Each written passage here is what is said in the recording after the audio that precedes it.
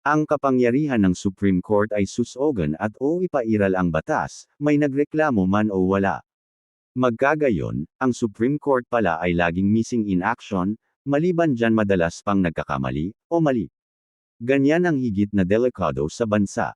Ang Senado di pwede agad upuan ang impeachment hanggat di pa natatapos sa House, kasi nasa batas na di pwedeng mag-impeach ang Senado na di nagmula sa House, kaya kahit Supreme Court walang karapatan magdesisyon.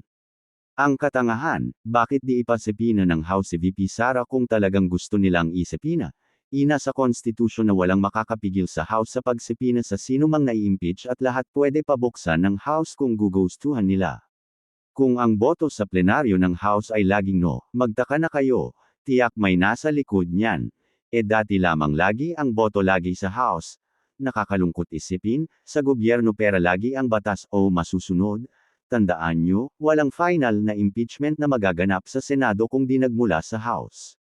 Ang ikatakot ng House o nila kung umalsa ang mamamayan, tulad ng inipit yung impeachment noon kay former President Joseph Estrada.